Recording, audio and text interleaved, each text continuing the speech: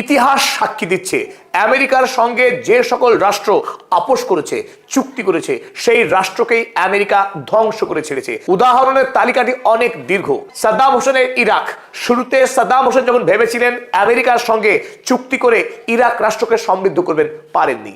ইরাকে যখন ধ্বংস চালালো আমেরিকা, লিবিয়া শাসক মুয়াম্মার গাদ্দাফি তিনিও বাঁচতে চেয়েছিলেন তার দেশের পরমাণু অস্ত্রের প্রকল্প ছেড়ে দিয়ে ইউরোপ এবং আমেরিকার কাছে আত্মসমর্পণ করে, তিনি বাঁচেননি। বন্ধু রাষ্ট্র রাশিয়ার উপরে ভরসা করে বাঁচতে চেয়েছিল সিরিয়া, পারেনি। সিরিয়ারও পতন হয়েছে 2024 সালে। এমনকি অতীতে ইরান 2003 সালে আমেরিকার সঙ্গে চুক্তি করতে চেয়ে ইরানেরও তিক্ত অভিজ্ঞতা আছে অতীতে, যে আমেরিকা ইরানের সঙ্গে চুক্তি নয়, যুদ্ধ চায়।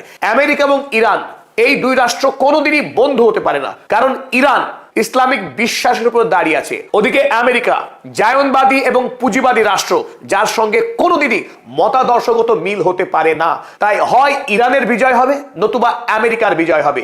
এই দুইয়ের একটি রাষ্ট্র ধ্বংস না হলে কোনোভাবেই মধ্যপ্রাচ্যে শান্তি তৈরি হবে না। কিন্তু বর্তমানে ইরান সামরিক শক্তি, ধর্মীয় বিশ্বাস এবং জাতিগত ঐক্য এমন উচ্চতায় তুলে নিয়ে এসেছে যাতে স্পষ্টই বোঝা যাচ্ছে আমেরিকার ধ্বংস হওয়া শুধু সময়ের অপেক্ষা। আমেরিকা এবং ইরানের এই যুদ্ধ নিকট ভবিষ্যতে যে শেষ হচ্ছে না তা খুব জোর দিয়ে বলা যায়। এমনকি এই যুদ্ধ আরো বিভৎস, আরো ভয়াবহ আকার ধারণ করবে নিকট ভবিষ্যতে, সে কথাই আমাদের মনে হচ্ছে।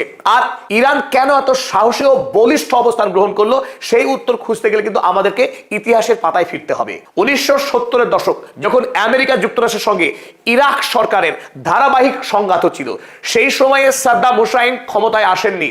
আগেই তিনি ধরে নিয়েছিলেন যে ইরাকের ভবিষ্যৎ নির্ভর করছে আমেরিকার সঙ্গে বন্ধুত্ব স্থাপনের মাধ্যমেই। তাই 1979 সালে প্রথমবারের মতো যখন সাদ্দাম হুসাইন যখন ইরাকের ক্ষমতায় এলেন, ক্ষমতায় এসেই তিনি যে প্রথম কাজ করলেন তা আমেরিকার সঙ্গে বন্ধুত্ব স্থাপন করা।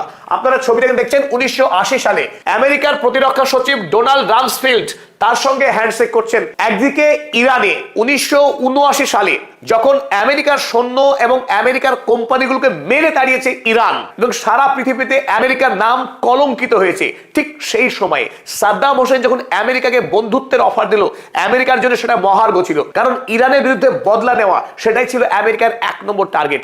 সাদ্দাম হোসেনের সঙ্গে বন্ধুত্ব করা আমেরিকার লক্ষ্য ছিল না। সুতরাং সাদ্দাম হোসেনের সঙ্গে বন্ধুত্ব করার মধ্য দিয়ে সাদ্দাম হোসেনকে লেলিয়ে দিল ইরানের সঙ্গে যুদ্ধ করতে।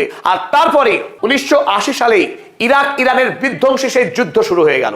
আর এই 8 বছর যুদ্ধ করবার পরেও যখন সাদ্দাম হোসেন এবং আমেরিকা যুক্তরাষ্ট্র মিলিতভাবে ইরানকে পরাস্ত করতে পারলেন না, ততদিনে আমেরিকা যুক্তরাষ্ট্রের সঙ্গে ইরাকের বন্ধুত্বের চিড় ধরতে শুরু করেছে। কারণ আমেরিকা ইরাকের সঙ্গে বন্ধুত্ব করতে চায়নি, সে চেয়েছিল ইরানকে কবজা করতে। কারণ আমেরিকা চেয়েছিল ইরান এবং ইরাকের প্রাকৃতিক সম্পদ লুট করতে। তাই একদিকে যখন ইরান পরাস্ত হলো না, এমনকি সাদ্দাম হোসেনও আমেরিকার যে চাওয়া, সেই চাওয়াতে খুব একটা সমর্থন করছেন না। সুতরাং ধীরে ধীরে ইরাকের সঙ্গে আমেরিকা যুক্তরাষ্ট্রের শত্রুতা বাড়তে লাগলো। সাদ্দাম হোসেন বন্ধু থেকে হয়ে গেলেন খলনায়ক। আর তারপরে আমেরিকা অভিযোগ করতে শুরু করলো Iraq weapon of mass destruction তৈরি করেছে, কেমিক্যাল উইপেন তৈরি করে গোটা মানব জাতিকে খুন করবার ষড়যন্ত্র করছে এই স্বৈরাচারী শাসক সাদ্দাম হুসাইন। সুতরাং 2003 সালে ইরাক আক্রমণ করে সাদ্দাম হোসেনের সরকারকে ফেলে দিয়ে বিচারের নামে প্রহসন করে তাকে নির্মমভাবে খুন করেছে আমেরিকা। তারপর 2003 সাল থেকে আজ 2026 সাল, ইরাক আজও জ্বলছে। আর এই সবটাই ঘটেছে ইরানের চোখের সামনে। তাই ইরান ইরাকের অভিজ্ঞতা থেকে শিক্ষা নিয়েছে, আমেরিকার সঙ্গে কোনোভাবেই ইরানের বন্ধুত্ব হতে পারে না, কোনো দেশেরই বন্ধুত্ব হতে পারে না। আমেরিকা কেবল বিশ্বাস করে খাদ্য খাদকের সম্পর্কে, সে খাদক বাকিরা খাদ্য। ওদিকে যখন ইরাকের পতন হচ্ছে, আফ্রিকা মহাদেশের সবচাইতে উন্নয়নশীল শক্তিশালী যে দেশ গোটা পৃথিবীর নজর কেড়ে নিচ্ছে, আর সেই দেশের শাসক মুয়াম্মার গাদ্দাফি তার ব্যক্তিগত জৌলুসে এবং লিবিয়ার সাফল্যে তিনি জনপ্রিয় হয়ে উঠেছেন। স্বাভাবিকভাবেই আমেরিকা যুক্তরাষ্ট্রের বিষাক্ত দৃষ্টি পড়ল লিবিয়ার দিকে। তখন লিবিয়ার শাসক চেষ্টা করেছিল এই আমেরিকা যুক্তরাষ্ট্রের মানভাঞ্জন করার। এমনকি লিবিয়াতে সেই সময় পুরোদমে শুরু হয়েছিল পারমাণবিক অস্ত্র তৈরির কার্যক্রম। আর তাতে আমেরিকা যুক্তরাষ্ট্র রুষ্ট হয় এই ভয়ে। তখন মুয়াম্মার গাদ্দাফি আমেরিকাকে খুশি করবার জন্য এমনকি 2003 সালে নিজের দেশে তৈরি হওয়া পারমাণবিক চুল্লিকে ভেঙে দিলেন। আর সে কথা যখন আমেরিকা এবং ইংল্যান্ডকে জানানো হলো, ইংল্যান্ডের প্রধানমন্ত্রী টনি ব্লেয়ার হাসি মুখে তিনি এলেন লিবিয়াতে মুয়াম্মার গাদ্দাফির সঙ্গে বন্ধুত্ব করতে, কিন্তু সেই বন্ধুত্ব দীর্ঘস্থায়ী হয়নি। মুয়াম্মার গাদ্দাফি যখন পারমাণবিক অস্ত্র তৈরি করার আবদার ছাড়লেন, এই আমেরিকা এবং ইংল্যান্ডের শাসকেরা বেজায় খুশি হলেন।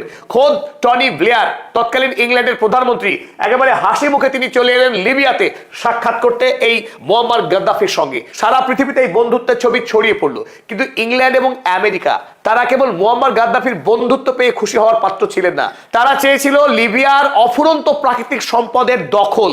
আর যখন মুয়াম্মার গাদ্দাফি এই চাওয়াতে সম্মতি দিলেন না, আর তখনই শুরু হয়ে গেল নেটো বাহিনীর আক্রমণ। সাল 2011 এই মুয়াম্মার গাদ্দাফির সরকারকে ফেলে দিয়ে, দেশের বিদ্রোহীদের লেলিয়ে দিয়ে রাস্তায় প্রাণীর মতো খুন করা হলো মুয়াম্মার গাদ্দাফিকে। শেষ হলো ইতিহাসের আরো এক অধ্যায়। গাদ্দাফির পতনও ঘটলো ইরানের চোখের সামনেই।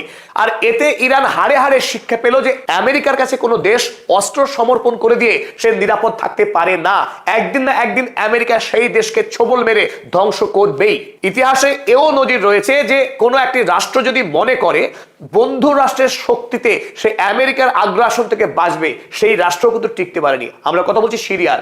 2013 সালে সিরিয়ার শাসক চুক্তি করেছিল রাশিয়ার সঙ্গে যে রাশিয়া তাকে নিরাপত্তা দেবে, কিন্তু 2022 সালে যখন রাশিয়া নিজেই ফেসে গেল ইউক্রেনের সঙ্গে এক দীর্ঘমেয়াদী যুদ্ধে, 2024 সালে সিরিয়া তাসের ঘরের মতো ভেঙে পড়লো। তাই এই সমস্ত অভিজ্ঞতার মধ্য দিয়ে ইরান বুঝতে শিখেছে যদি আমেরিকার সঙ্গে লড়াইয়ে টিকে থাকতে হয়, নিজের দেশের নিজের প্রযুক্তিতে অস্ত্র তৈরি করতে হবে এবং সেই অস্ত্র দিয়ে নিজেই লড়াই করতে হবে আমেরিকার বিরুদ্ধে।